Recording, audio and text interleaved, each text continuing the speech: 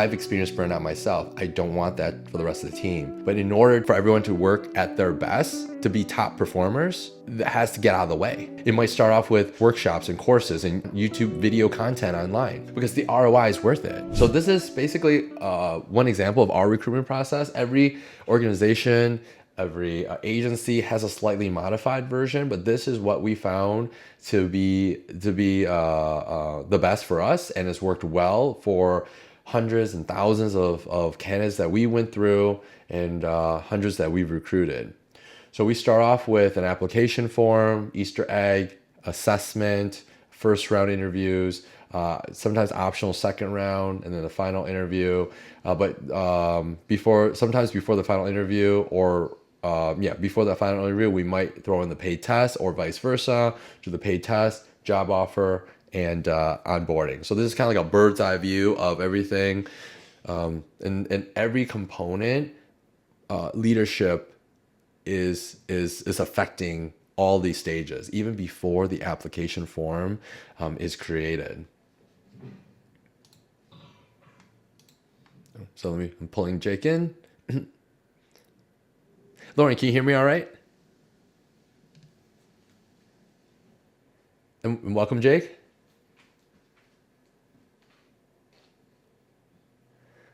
And for those that joined, if possible, please turn on your webcam. That way I can see your beautiful faces.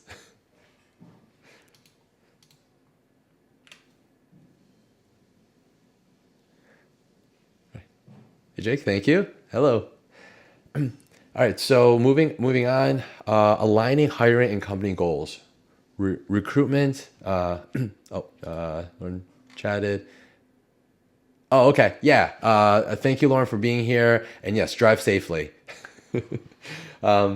Recruitment should reflect the company's mission and long-term vision. Leaders must guide the hiring team to communicate this vision clearly. Okay. So here is an example of my own. Actually, this is a wallpaper I asked our team to create for our organization. So this wallpaper I look at every single day. And so how I look at this and how I have everything set up is that it ensures that I am in alignment to my own vision, mission, vision, and values, and also my personal pieces. So I'll walk you through kind of my own wallpaper, and I highly encourage everyone to do this exercise and have something on on your own system, on your own wallpaper. So our mission, help agency owners save time and earn more. A world where all can make life better. And then our values, key promises, be great, help others, keep learning, think ahead.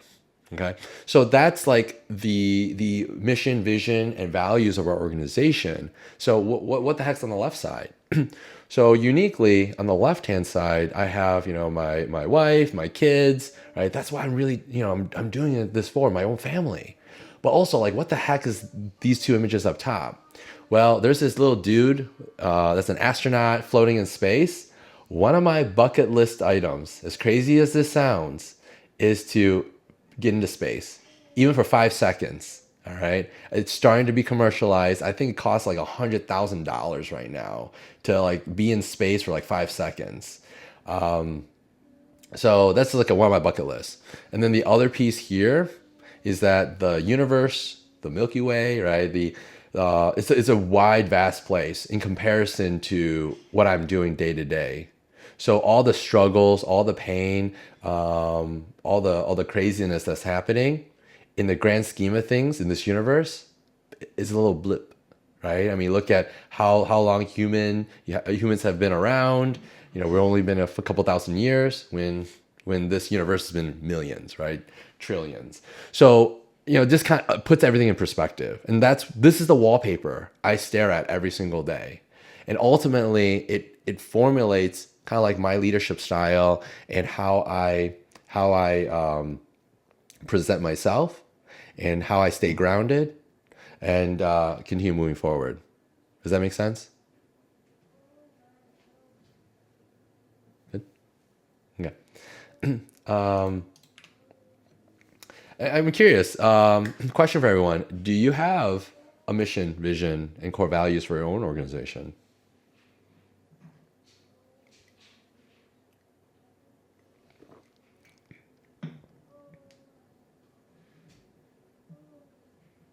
We do. We're trying to do better at actually making them like displayed and like a well known like repeat. Like we had them for like a year or so, and I couldn't even list them. You know, like say them from memory. I had to like look them up half the time. It's like Yeah. so we're trying to make it more of like a unified thing, Mhm. but technically we do. Okay. Okay. Yeah. Turn it into a wallpaper, right? Then you'll stare at it every single day. And we have this this is like a template for our team, and then the images they just swap out. They put in their their kids or their dog or their their objectives personally on the left hand side, but the mission, vision, and values are the same for everyone. And I don't force anyone to do it. It's highly recommended. Here you go. Here's a wallpaper. Feel free to add it to your desktop too. So thank you, Jake, for sharing. So attracting the right candidates, clear job descriptions, target advertising, employer branding, engaging passive candidates. So all these pieces, how does it all tie into leadership? Well, it starts with that mission, vision, and core values. So what your job descriptions say, what you're advertising, who you're attracting, what type of individuals you're attracting, it's all based off of that. So leadership starts before you even talk to someone. It starts when you're looking for someone, when you're thinking about looking for someone, because that's how early it starts. And so some of the results, leaders set the tone for culture through hiring decisions. Right. So this is just a recent feedback from one of our own team members. Thank you, Dave, for creating a positive and supportive environment where we don't have to deal with toxic clients. It's refreshing to work in a place that values respect and teamwork. Grateful to be part of this amazing team. Excited to see what we'll achieve together. Keep it up, everyone. That's our company culture. That's our dynamic. But as a leader, you have to make some tough decisions, right? Like and also the calls. Like we're fortunate enough to be in a position where we don't have to have customers. We don't have to, increase our revenue numbers or net profit numbers. Yes, that is always one of our goals, right? But you always want to strategically plan. If you want a culture where you can your team members feel that they're taken care of, you have to make some of these calls, like firing a client.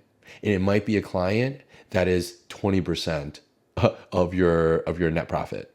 Okay, something crazy, right? Or even 30%.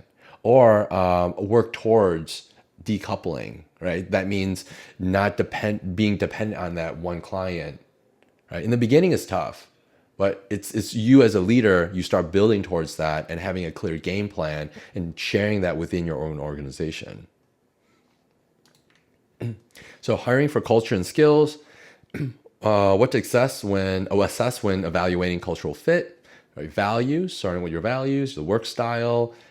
For us, actually, I'll keep going. Communication and team fit, diversity and work-life balance, growth and engagement. So, for example, we,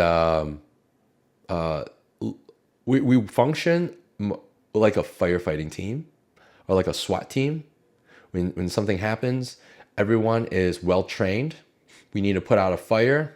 Everyone knows how to go into a burning building and put out that fire and not be a liability and a risk to others. And so that's kind of how we work, and that's the culture that I built. Not necessarily maybe a fit for your organization, but that's how I like to run things, and that's kind of how I built the organization. And I understand that there are pros and cons to that. The pros are, yeah, we're like efficient, right? We're like go-getters, right? But also burnout is a problem. It could be a problem. So there's that constant understanding of like, we have our capacity worksheet. We understand where everyone's workload is. We're careful balancing. I do a lot of one-on-ones, understanding each individual. Hey, how are you feeling? And that wasn't me like 10 years ago.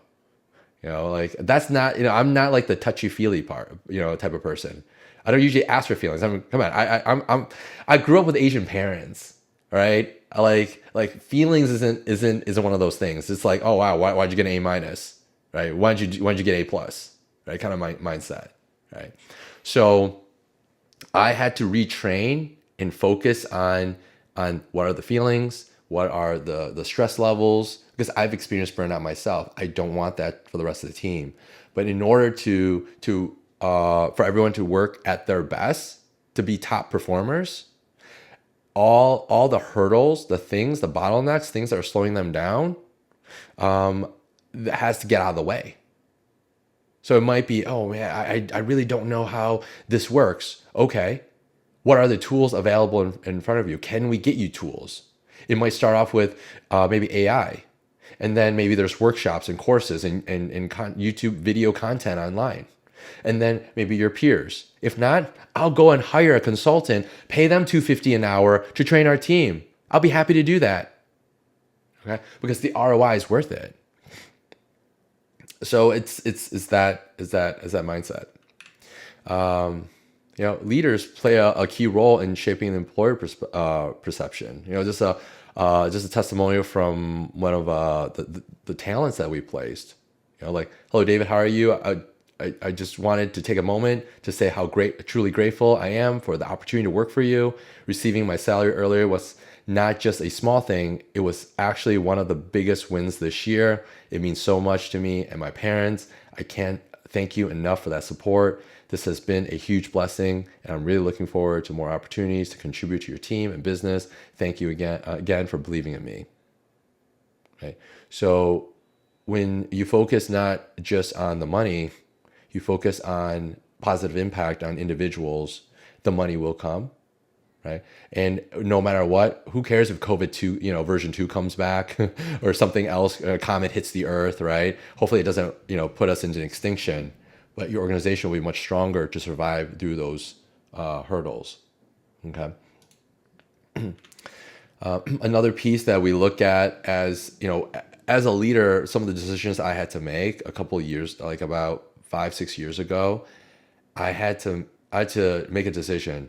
Do I want to pay about 22 to 23% more? It's like converting someone to 1099 to a W-2 to offer benefits. At that moment, it's like, this is crazy, and at that point, I think I had like 10 people. So you can imagine salary wise, an immediate 23% increase as soon as the benefits were offered. It was a tough pill to swallow. But I took a step back and looked at the big picture. I'm like, hey, this is worth it. And so some of those things as a leader, you want to think about not just present day, but you want to think about what's going to happen and how can we make this sustainable, and is it worth it, and how can we make this work, right? So that's one of those pieces of benefits that we look at. So the key to effective onboarding for new hires in relation to leadership is that our onboarding piece is a 90-day process. So it's leadership doesn't mean winging it. You don't want to wing things, right? You want to have a clear idea, clear direction, both in the organization but also individual training as much as possible. And I get it. When I first started, it was like Wild Wild West, right? YOLO, like things, there's so many things going on, like you're learning new things. When I first started, I didn't even know what a networking event was. I didn't even know what a chamber of commerce was. Okay, that's how bad I was in running a business. And my friend told me, hey, did you know that you can network with other professionals and business owners? Like, really? What is this? Right? So I've gone, so far, since then. And the 90-day onboarding, it pretty much looks like this, right? We have our first 10 days and then our weeks, all the way to the 90th day. And it took us many years to get to this point, but constantly, I mean, this is before AI, okay? Now you can really cheat with AI. You can just literally ask AI, hey, give me a 90-day plan. And there you go. You have a rough draft, and then you can start adding more to it. But this is before AI, and then now we're using AI to make this even better. So when you have a plan like this, it builds more confidence in the individual that you're onboarding. And then what happens is that now you can focus your energy, your time in leadership, in developing that individual, not just, oh yeah, I need you to, let me walk you through this and spend all your time just on the skills training. Okay. If you have the documentations, you have the SOP, they can self-learn, because most entrepreneurs, I've never heard of anyone saying, oh yeah, I don't want anyone to be independent. I don't want anyone to like learn on themselves. I want them to talk to me, and I want them to, not just, of course, talk to me, but I want them to always have me jump on a Zoom call, and that's the only way they learn. Said no business owner, no entrepreneur, right? So if you want your team, your new hires, to be able to learn on their own, and basically get to the point where they're self-sufficient and they have full autonomy, which is a win-win for everyone, and not constantly bugging you, you have to have a good onboarding process, and you have to have a good knowledge base of information, SOPs, and then finally, now you're spending time, your valuable time and their valuable time, on mentorship. And we'll get to that in a later slide. Anyone have any questions on the 90 day, or any questions prior to this?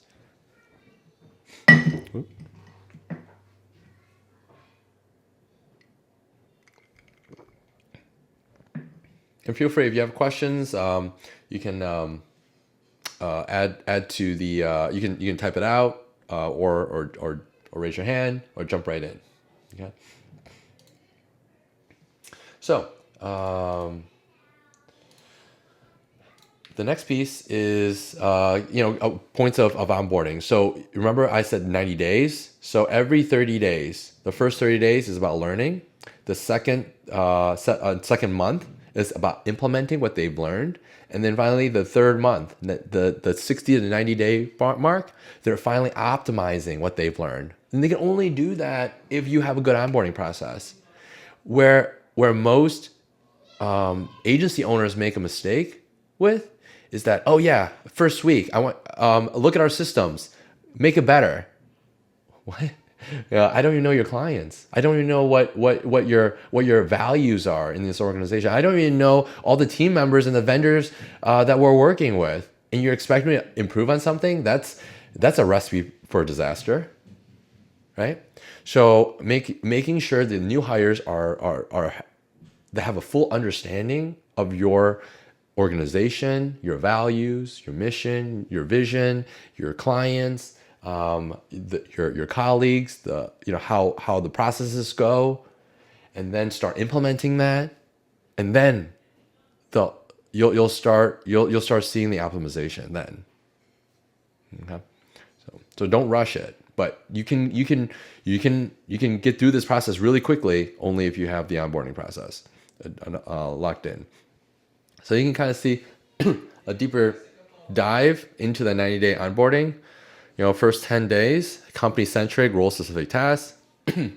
Then this is the third week, deep dive into responsibilities, feedback and adjustment. And then they're starting to take initiative, start building stronger relationships at that point. Week 9 to 10, process improvement. And then week 11 and 12, strategic contribution. That's where the magic happens. When you ask one of your team members, like, hey, what do you think? You think we should be doing this? What do you think about this scenario? Oh, I'm thinking about adding this new service. What do you think about that? And your team members able to contribute.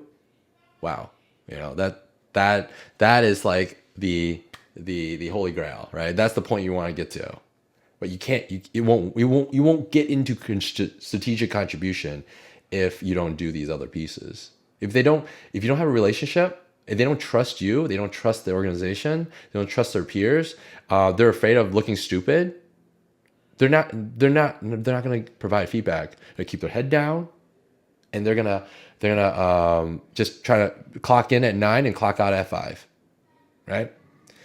So if they don't understand your process, how can they give you feedback, right? If you don't promote taking initiative, why would they ever take initiative? So all these pieces, part of leadership, but it helps with the 90-day onboarding where you set it and it's a process that you follow. And you're setting clear expectations from day one. Their roles and responsibilities, goals and timelines, expectations and standards, boundaries and resources, and support and feedback. So all these things, like for the roles and responsibilities, we have in the very, very beginning the job or role scorecard, and it's in the Agency U modules. We share the role blueprint, and in there the section is the scorecard. That is a clear way of seeing a lot of these pieces, their goals and timelines. So when day one, just here's the 90-day, this is your goals, your timeline in the next 90 days. These are the initiatives, the big projects our organization is working on, or these are the clients that we're helping. And the setting expectations. Like in the beginning, I let them know the expectation wise is keep up with the onboarding process. It's not built to be made impossible. It is fully possible. Many others have done this and gone through this. You have the option of keeping up pace wise, and you have the option of moving ahead if you like. But as far as pace goes, it's like a marathon. I want you to be moving at this pace. If you fall below that pace, then that's a problem, right? And there's red flags. And I'm here to help you and figure out what is holding you back. Okay. Boundaries and resources, letting everyone know, like, hey, these are all the tools. We have actually a separate form. It's called a budget request form. If there's, let's say, their equipment broke, they need a new mic, they need a new keyboard, there's a course they want to sign up for. They just fill out a form. They fill out that form explaining why they need it, how much it costs, what's the benefit for them and the organization. Our leadership team will review it and provide the approval or not. Or we might have some additional questions. So there's resources there. And of course, support and feedback, right? Whenever I see something that doesn't fit our culture, or there's something that needs to be addressed, I address it immediately. For the most part, I address it privately, but anything positive, address publicly, but anything negative, address privately. So I would message the individual. So here's one scenario. There's been instances where agency owners would come to me and say, oh, you know what, my EA, they're supposed to be logging in till 6 o'clock, but they log off at 5:30. Okay, so that's one scenario. Well, the first thing I would ask the agency owner would be like, did you talk to them about this? Or do you have a flexible schedule? Maybe they logged in earlier that day to cover for that. Or maybe they've been putting in a lot of hours out before. It's like, no, I didn't. Well, maybe you should talk to them first. And then set clear expectations. What do you want from your team? Are you really strict on your hours? If so, okay, what flexibility do you have, right? And if you have flexibility, right, then what do you expect the individual to, and how do you expect the individual to communicate to you, right, to let you know? Do you need at least 24-hour notice? Of course, there's emergencies. That's understandable, but maybe certain days. The individual might need to drop their kids off to school, so they need to log off early, right? Or pick up their kids, So those are things that communication is the key. So there's no expectations. Everyone following so far? Again, just give me a thumbs up or the reaction. Yeah, thank you, Ivan. And Lauren, you're driving, so no worries there.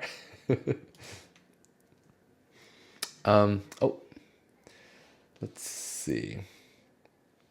We have SMART goals. So for example, with SMART goals, and Austin talks about this a lot. The goal specific, measurable, achievable, relevant, and time bound. Okay. So the goal here is to integrate into the team. So something more specific, build relationships with at least 5 team members. Measurable, have 3 one-on-one meetings with colleagues. Achievable, participate in team meetings and activities. Relevant, supports team collaboration and communication. And time bound, by the end of the first month, or it could be by the end of the 90-day period. So start when you're creating goals, start creating smart goals for your talents. So developing a coaching or a mentorship kind of mindset. So going from manager to mentor. So let me ask everyone, anyone have any management experience? Maybe prior to starting their agency or currently right now? Have they managed people? Oh, see ya, Jake.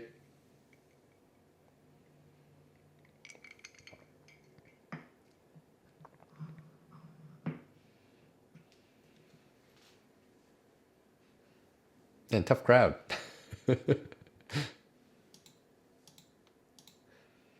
Any management experience? Have you managed people before? I have, but not as an employer. Either through contract or it was project based. Yeah, in a variety of scenarios and a variety of paths. So Okay. yeah, I totally know what you mean. Yeah.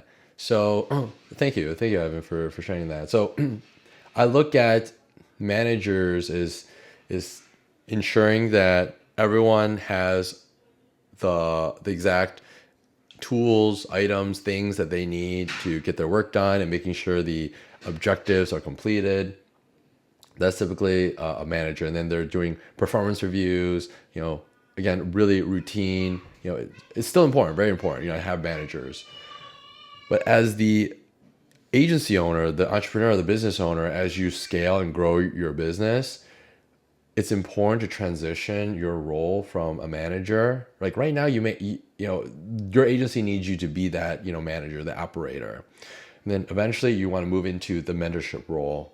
And the sooner you can do that, the the management role will automatically be delegated to the rest of your team. So it's not just about assigning tasks, but you want to focus on empowerment of your employees to take ownership of their own work. Okay? I lost count how many agency owners come to me and say, I wish my team would just be able to do the things that I'm asking them to do. And ultimately, it sounds like what you want someone to read your mind. Like yeah. I want them to be able to read my mind. Um, but the thing is, they can't understand how to read your mind if you're not there to mentor them and coach them and how you think through things. What are your values and your mission and your vision for the organization and also for them? And so, in part of empowerment is connecting all those dots for that individual. So that's why it's so important. If you don't yourself, you as an entrepreneur, do not have a good game plan, a clear path, it doesn't have to be crystal clear, but at least a clear path, then how do you expect to provide a clear path for anyone else on your team, right?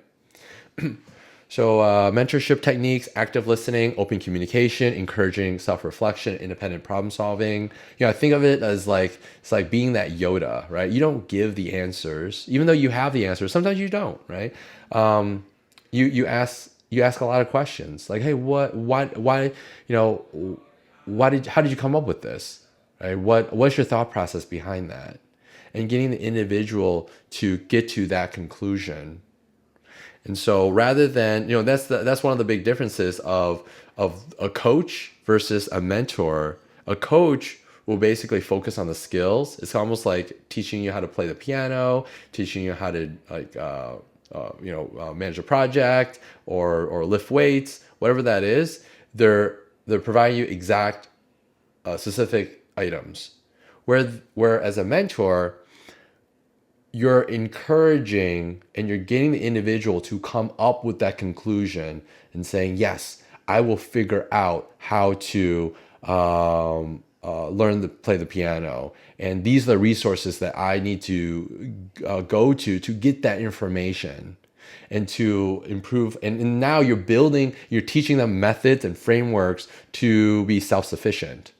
And that's ultimately, and then they understand that by learning this skill, it's is advantageous for the individual to do so much more beyond just working here in the organization.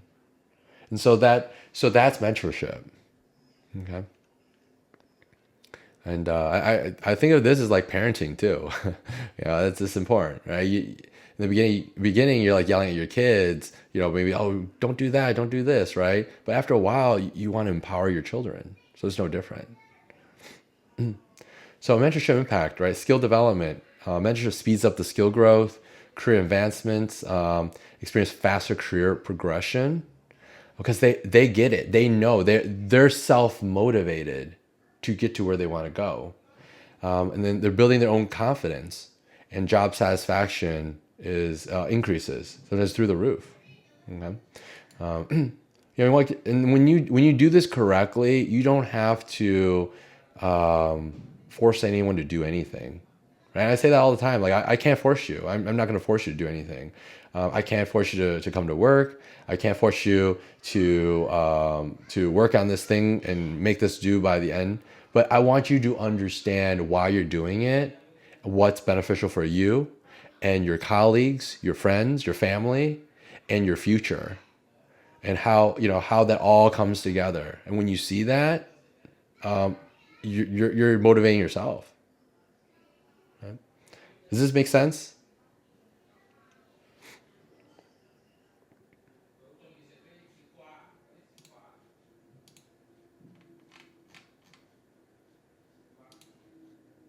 Okay. Thank you. So building trust with new hires. Trust is the foundation of effective leadership. New hires need transparency, consistency, and encouragement. Right? It's not a sprint, it's a marathon. Don't just start off with like, new hire, first 5 days, first 10 days, you're gung-ho about it. And next thing you know, after that, you don't really talk to them anymore. You're like, hey, bye, off to my other things. And I get it. You have a lot of work to do. You have a lot of things to do. So make sure you allocate time, make time. So that way you can get to the individual. Like after you get to that 90-day mark, that individual is well prepared. And if you do it correctly, this individual not only will stop, taking time away from you, but the individual will give you more time back. And here's a bigger plus. All future hires, the individual now has that mindset, has that ability to lead others now. So it's just like this positive snowball effect. But you got to do it right. You got to do it. If you don't, it's like jokingly, like they say, "What you want to get your first kid right, right?" And after that, all the other siblings follow suit, right? So it's like you want to get your first hires, get your foundations correct, or else it's going to be more chaotic in the future. So ways to build trust, be honest, transparent. This is my thought process of why we're making these decisions. Listen actively, follow through on commitments, show empathy, and respect confidentiality and boundaries. Any questions so far? We good? Okay. Role of feedback and continuous improvement. Be specific. Stay constructive, be timely, and encourage dialogue. I have all of our new hires. We meet every day, and sometimes twice a day. All of our team members currently, I meet do a one-on-one once a month, and and they can always set up a call with me at any time. And then we have other meetings. And whenever I see opportunity to tie in our vision, our mission, our vision, and core values, I do it like a broken record. I say, oh, yeah, that's great. Thank you for doing that. You really focus on our value of keeping promises, right? So it's one of those things where I always tie back into the values whenever I can. Those are perfect opportunities to do that. And when I'm providing feedback, you can do the sandwich model where in the beginning, talk about positive feedback and then provide some criticism or constructive criticism, and then end the conversation so they don't feel like crap. Like, hey, you're doing great. Keep up the good work. I see that you're working really hard on this. So if you work on these few points, I definitely can see you complete this onboarding piece or finish this out strong, right? So you're providing positive encouragement near the end of the conversation. Okay, and this is more like during one-on-ones.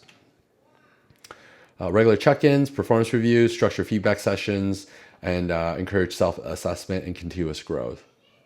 I always start with like, oh, how would you grade yourself? How would you score yourself? So addressing challenges in managing new hires, underperformance, managing lack of engagement in difficult conversations. So these are some of the common ones. If you haven't, anyone here experienced any of these when you're managing someone or working with someone?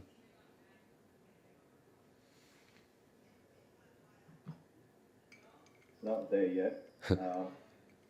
Hopefully. Now you're not gonna have to deal with it. So.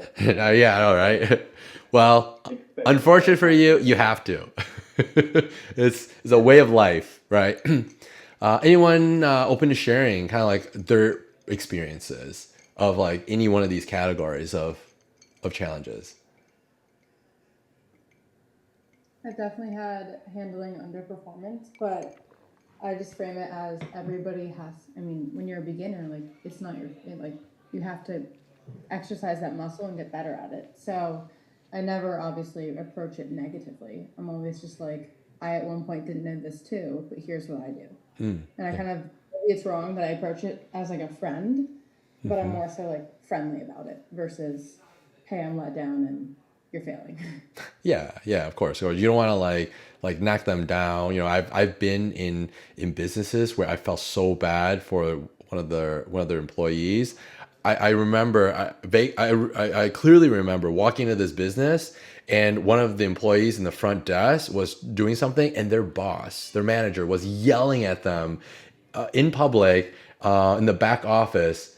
I mean, I can only imagine how bad that employee felt going through that. Um, so yeah, definitely encouragement and feedback is key. Now, did it help in that conversation? Did their performance improve? Oh yeah, yeah, and I think it's also, I mean, maybe it's more along the lines of for creative work, but to have them understand how you think, and that's how it's easy for you, Yeah. and they're not inside your brain. Yes. So screen sharing and explaining the reason why I do things and why it makes sense to me, and now this person I'm talking about is trained to the point where I think she's better than me now. Yeah. Like I duplicated my brain and taught her. Yeah. You started the fire, right? You walked someone through, and now they can continue to expand and grow. And because they spend all their time in that field, in that skill set, yeah, I hope that I'm surrounded with people that are way smarter than I am, right? And which is true. I go in and like, hey, I'm not a designer, I'm not a developer. I mean, do I know enough to be dangerous? Yeah, absolutely. But I shouldn't be doing those things. That's not in my wheelhouse anymore as the president of the organization. So very good, very good. Thank you for sharing that. So underperformance. That's one of those keys where my personal experience. Yeah, there's a lot of individuals that experience that. Oh yes, Pamela, question or comment? Yeah, I have a question. So I guess I was wondering, how do you, so like, for example, I've been thinking like, should I implement new services into my business, for example, because obviously I have like a content agency, so I was just thinking like, I've had a few people just tell me like, oh, like, I'm looking for, Google SEO and, I kind of like, well, I don't do that right.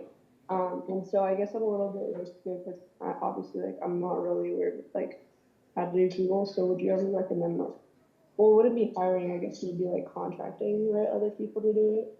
Um, so would you recommend like if I implemented that into my business, even though I don't know how to necessarily do that? Okay, so So let me kind of put it in my own words and correct me, if I'm wrong. You're thinking about, so you have clients, they're asking for services that you don't currently provide. Yeah.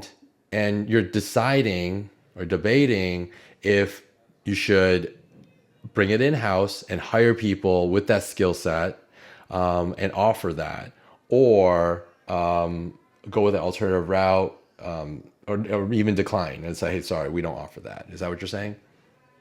Yeah, that's pretty much it. But not like it wouldn't be like a part-time position or a full-time position. It would just be more of like me contracting them to do it. Because I feel like, I mean, right now I'm still kind of like in the beginning stages of the agency and everything. So like, but I've just had people where they tell me like, oh, like, do you do this or do you do website design? And I'm like, not really, And so yeah, that's kind of where I'm like, I don't Yeah. know. I only have like one thing that I focus on, and so I'm just kind of worried if I should just implement that. Okay. That's a great question. Let me ask you this thing then. What is the one thing that you focus on currently? What is your offer? Just creating content for business owners and helping them get more leads. Okay. So content creation, is that part of like creating video, social media content? Yeah, Okay. exactly. Got it. Got it. And you want to offer what, SEO and AdWords and other services? Yeah, exactly. Okay. Got it. Got it. And these other pieces are not necessarily in your wheelhouse yet. So what Mm, how I would make that decision is based off of a few factors. Number one, do you have time yourself? Are you willing to learn, not necessarily like master, like, or even get a certification in, let's say, Google AdWords, but getting to the point where you are, you know these topics well enough where if you talk to an expert in this field, you can articulate and set objectives, and be able to have a really good conversation with the expert. Okay, number one. So you have to have that time commitment. The second piece is that you look at the big picture of your business model and saying, all right, well, yes, I can make more, like upsells here, but at the cost of all this additional workload, and I have to update, my processes, my SOPs, all these things involved. Is it, is that worth the time and risk there?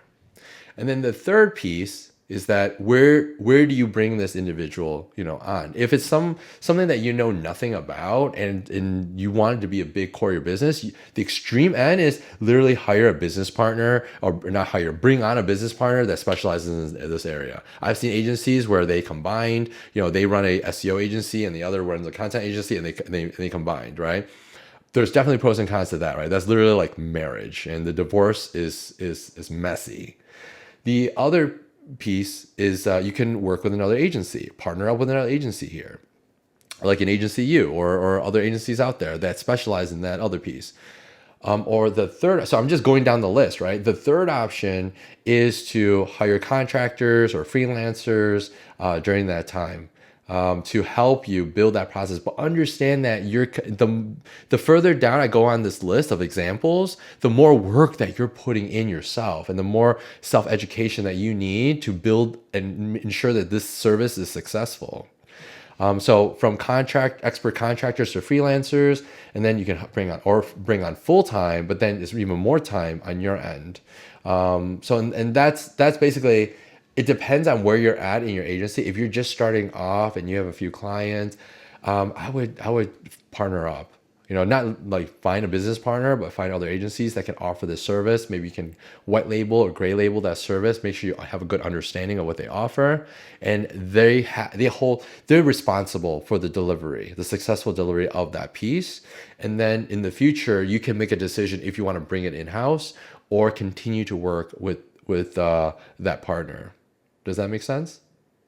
Yeah, that makes sense. I guess I was also like asking like, um, so would I tell like the client then like, oh, like I'm working with this other business, or like would I just say that it's in house, or what would you recommend in that sense? Well, it depends Because on which. Yeah, it depends on which route you go, right?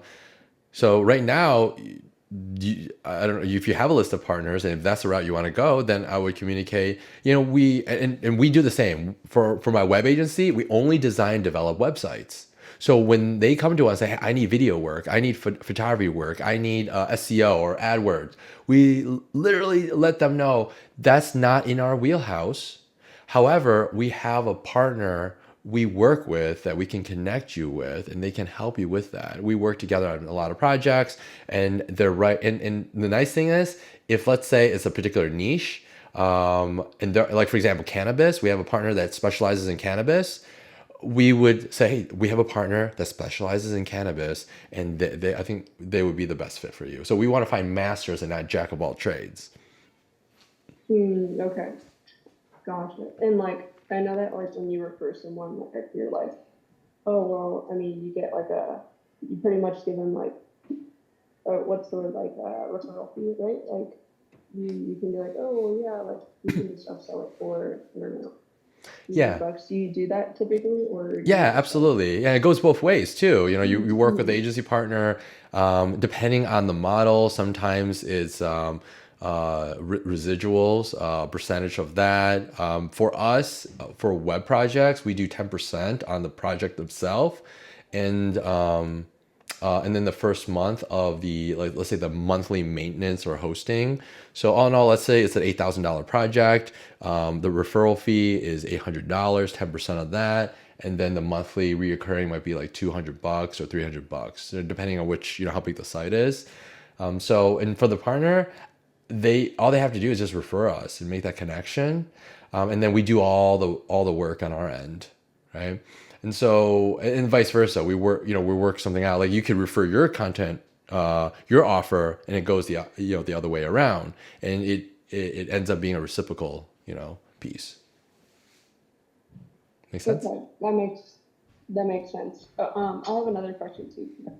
Yeah. Uh, Feel free. I guess right now, like I've been thinking about if I should like work with somebody else, as maybe I don't know, like partner with somebody and have like a like pretty much like a team business, right? Where it's like both of us doing something.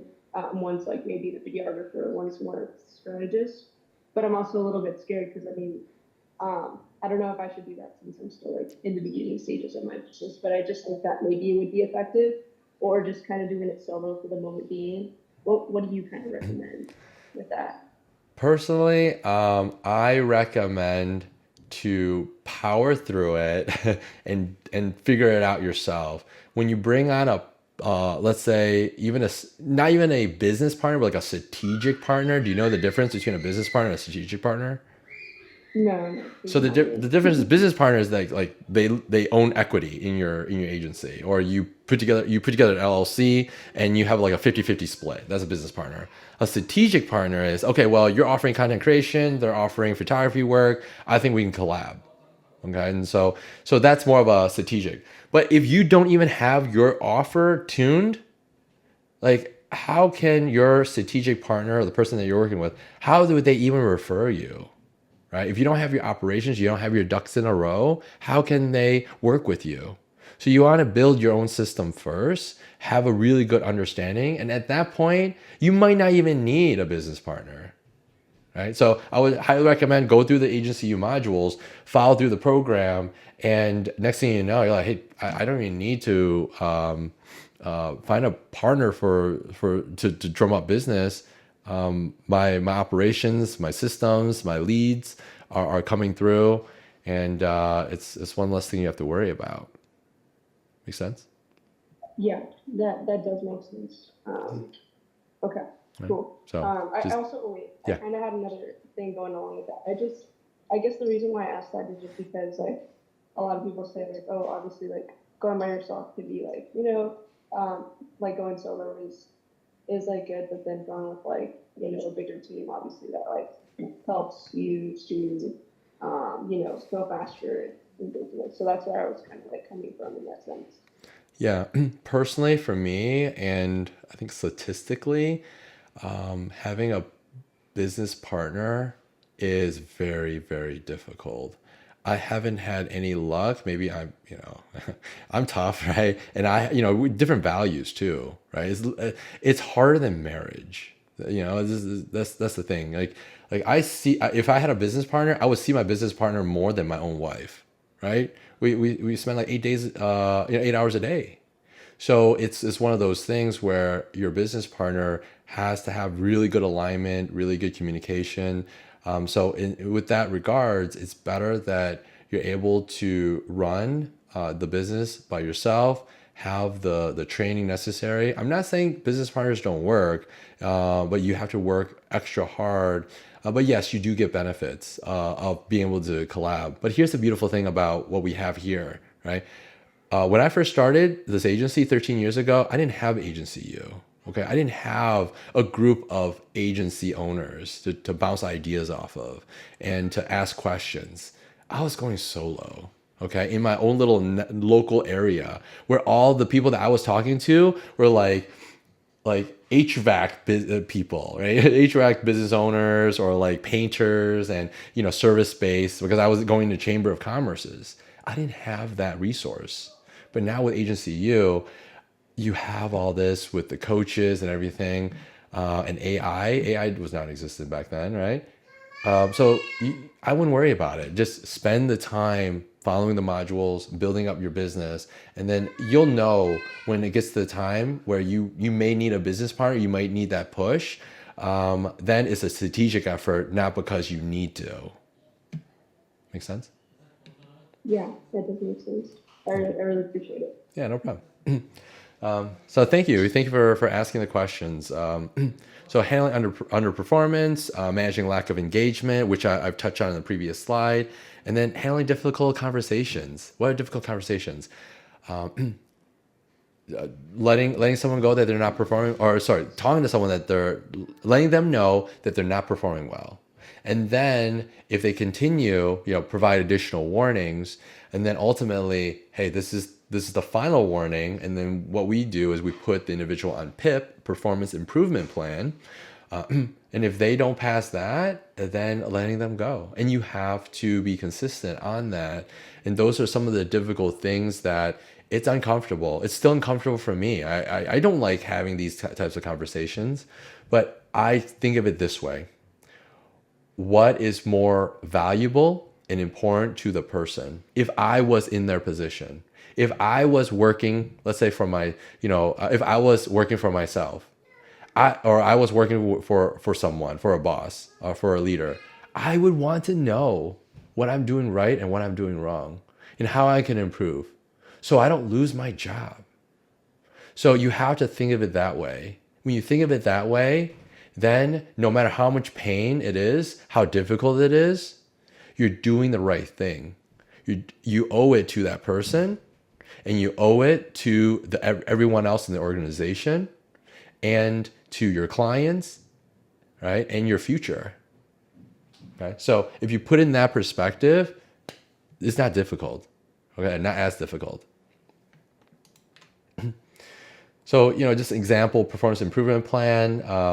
This like we have issue details and then the next steps. So this is just one example, and then we have the warning level and then the issue details and next steps. So that's kind of how we have it formulated. We have a form that we fill out. It's cut and dry, right? Mistakes should be learning experiences, not punishments, right? Creating a space for continuous development. Growth. The growth mindset is loving challenges and seeing them as opportunities to grow stronger. So, throughout your journey, you're gonna make a lot of mistakes. Your team member's gonna make a lot of mistakes, right? I always first look at during the debrief, like, okay, how did this get to this point? How did this happen? And what can we do to prevent this from happening?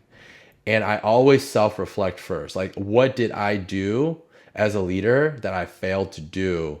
It might be training. It might be articulating, setting expectations. Because 9 times out of 10, it's the leader's responsibility and miss on that point. And even if, let's say, the individual is not on the right seat on the bus, then it's still back to the leader. Hey, you're the one that hired that person. You're the one that trained and developed and placed them in that position. They're better off maybe in a different position, or maybe they're just not a good fit in the organization. So it's up to you as a leader to understand that and to figure that out. Leadership development for first-time leaders. Self-awareness. So stages: self-awareness, understanding strengths, understanding your own strengths and weaknesses. Skill building, developing leadership skills. So I read a ton of books. I listen to a lot of books, leadership books. So definitely focus on that. Try to read at least one book a month. Team management, leading and motivating teams. It's going to feel weird and awkward at first. After a while, it's going to feel really, really natural, and it's part of your communication, your leadership style, and it's truly authentic. Okay, when you talk about these things.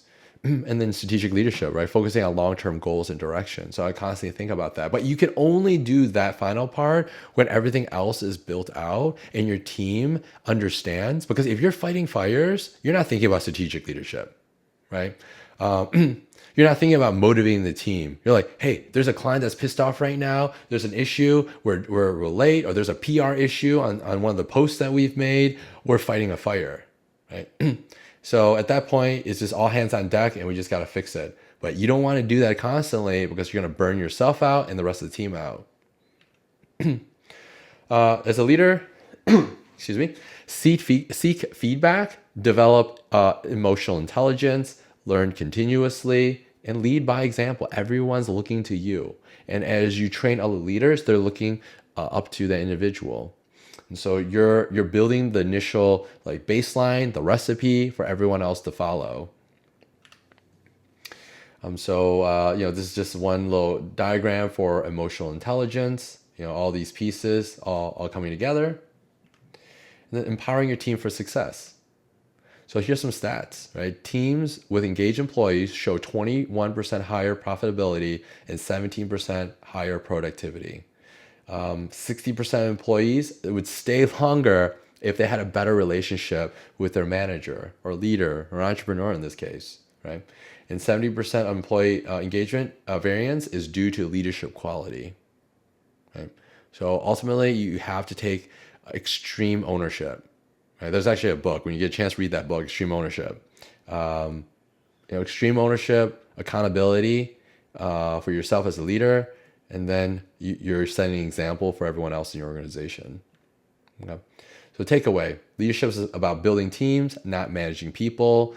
Hiring, onboarding, mentorship determine long-term success. Okay.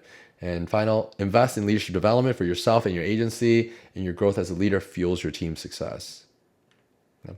So questions for everyone as we wrap up. And of course, if you have any other questions, I'd love to hear it. But my question for everyone is, what challenges are you currently facing as a first-time leader, and how can you apply today's insights to your leadership journey?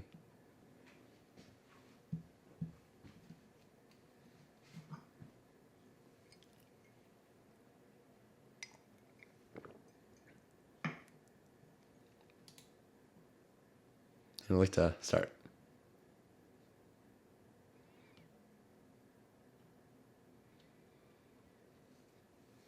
I feel like this is a very hard question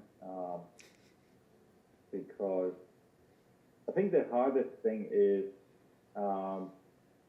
let's say you start with people who are your freelancers, and you start having a long-term relationship with them, so you can imagine having them as full-time employees. And maybe you either want to do it because you don't want to lose them, or because you know they would just be way more cost effective if they work full time.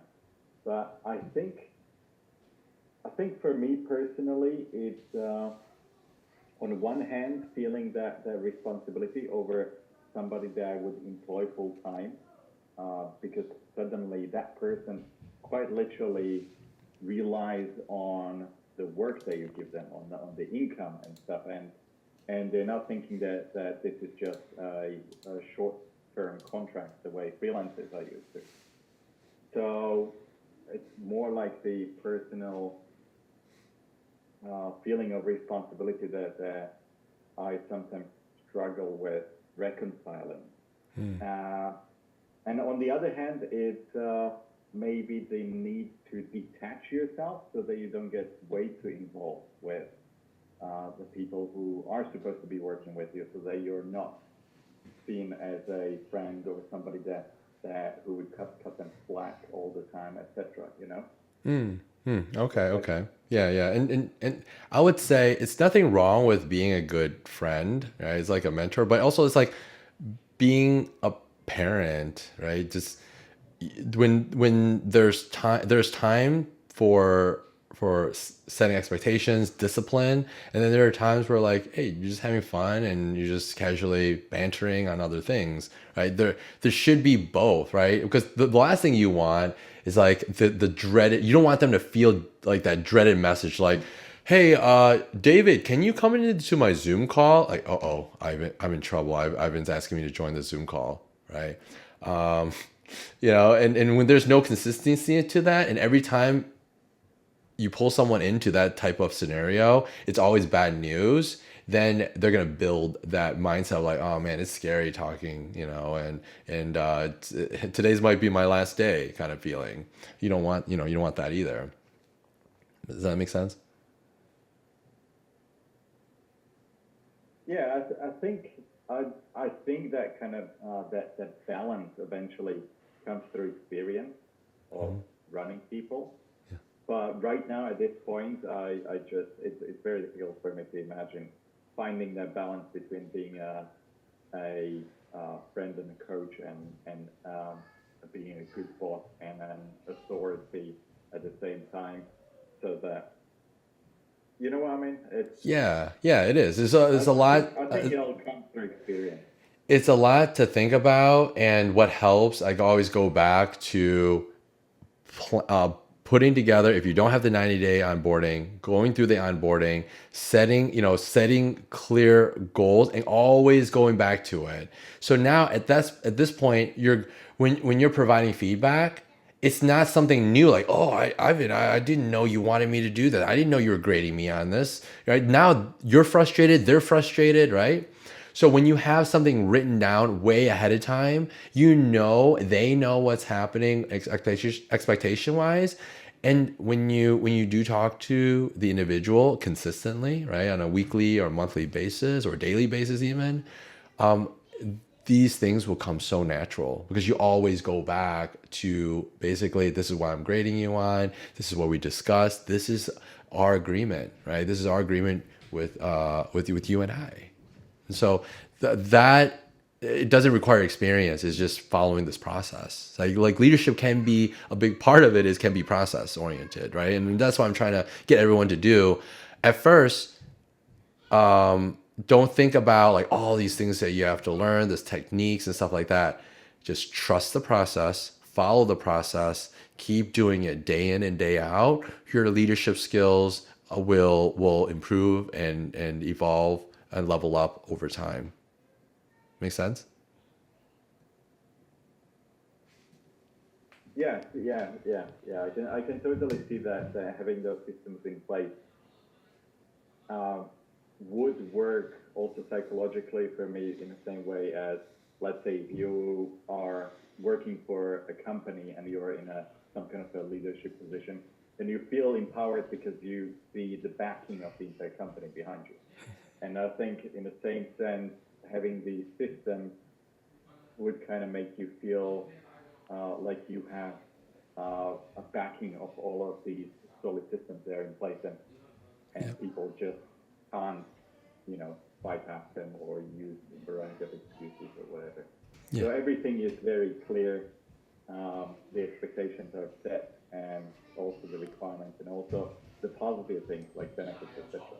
Yeah. Good. Well, thank you, Evan. Anyone else?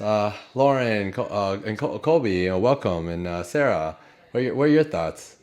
What's your next steps or challenges that you're facing?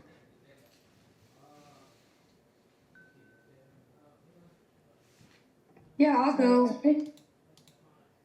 Lauren, and then Sarah next. Yeah, sure. So I would say one of my challenges right now, and I'm pretty new to agency, so I haven't gone through a lot of the processes yet. We're still working on my offer. So, like I said, I'm pretty fresh into this whole process. But I think one of my challenges is that my graphic designer, who's also kind of my project manager, she wants more hours. She put her kid into daycare so she could get more hours. But then, life happens. Everyone gets sick.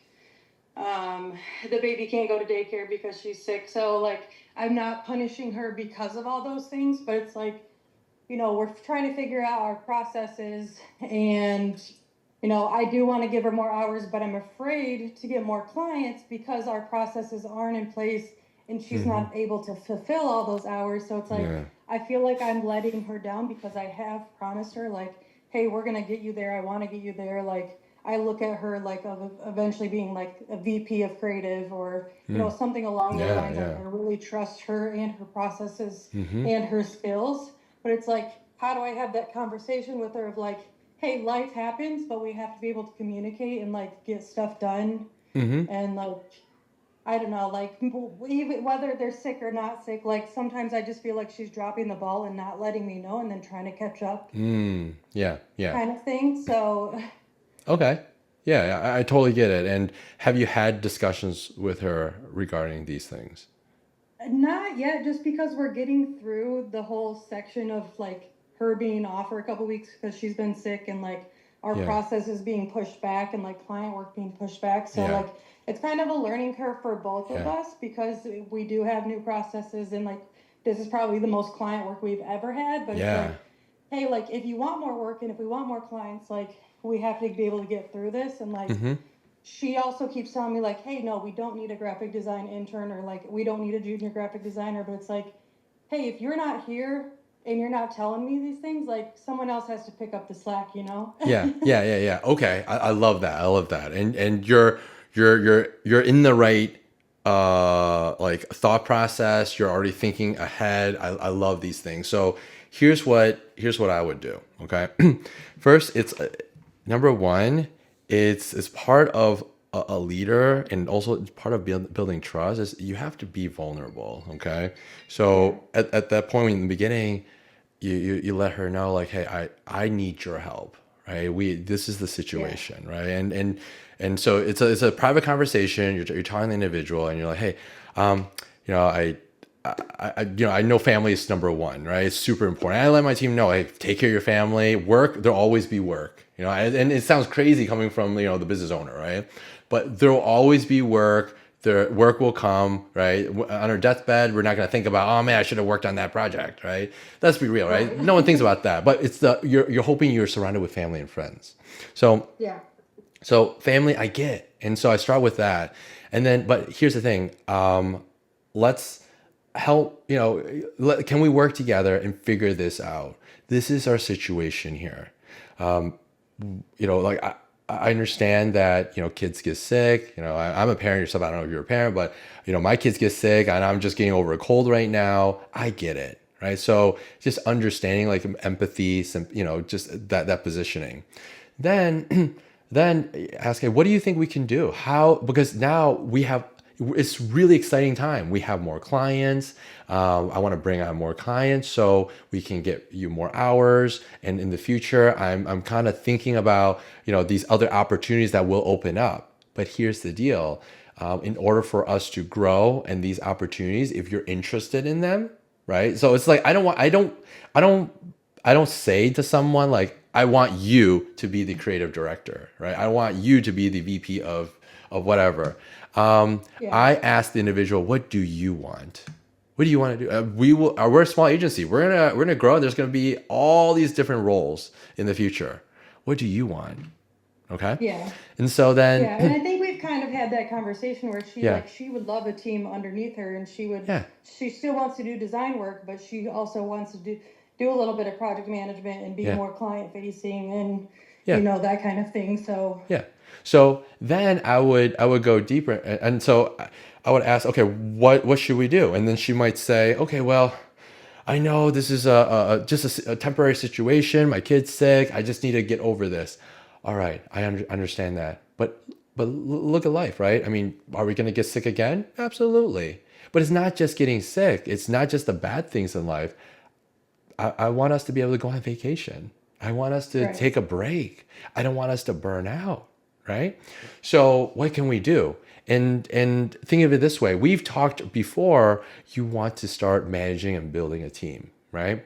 I think this is a really good opportunity for us now to bring on some extra help. It could be an intern, could be a full-time help, right? I've talked to David, and a designer, full-time designer in the Philippines is about $1,700 a month. And you look at the revenue numbers, and we look at our budget, it makes sense, right? And that way you don't have to stress out. They're helping you, build these SOPs. It's about mitigating that risk. In that way, we create more stability and we can scale our business. And also, it's an opportunity for you to practice and your management skills and your leadership skills. So then we're building up our team that way, and then it allows me to sell more. You see what I mean? Right. So it just I'm trying to create that perspective. But if there's constant pushback, like again after again, sometimes it's just not the right fit. I hate to say Yeah. this. It's like because I try to get everyone in our organization to have that entrepreneurial mindset. Okay? So thinking about not just the thing that they're doing, like the design or the development piece for their client, but looking at it from a bigger perspective of, okay, where are we going, and how does their role, the work that they do, have this domino ripple effect that can be positive or negative for everyone. And so this is a big piece in leadership and mentorship, is if you try to get the individual to understand that. But after conversations, I mean, there's only so much, because every time this happens to your agency, you're like throwing a dice. You're like on the Yeah. roulette table, okay? You're gambling with your own business, right? And either your team members are supporting you and decreasing the risks, increasing the odds of winning, or they're causing more chaos and increasing the risk of bankruptcy, right? Yeah. Or closure of a business.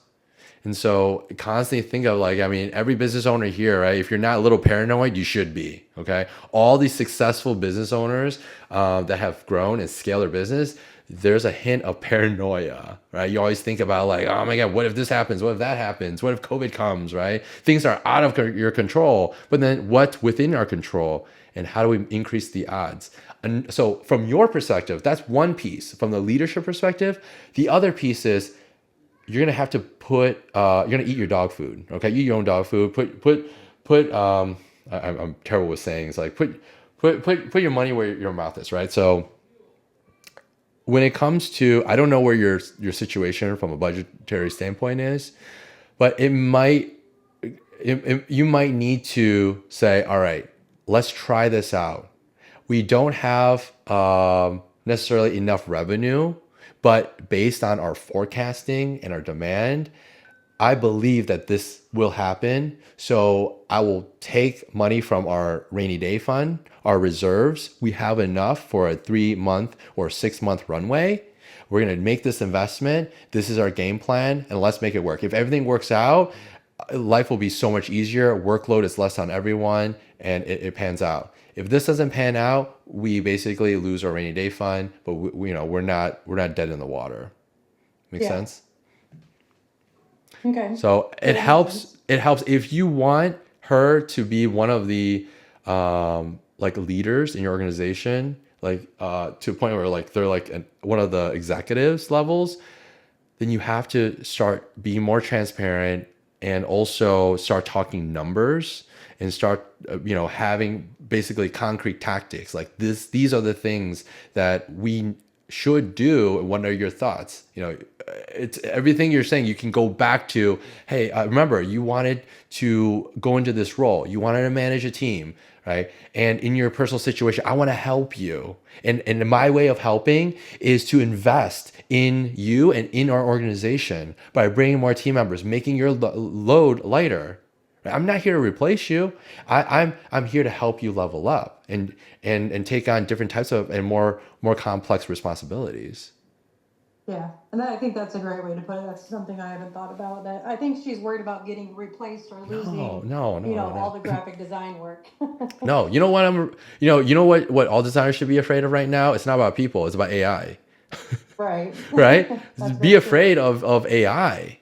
AI can design these crazy things right now. I mean, sure, there's some hallucinations, but here's the thing. As a designer, you don't want to be the horse and buggy driver right now, okay? When there's cars coming out, right? Yeah.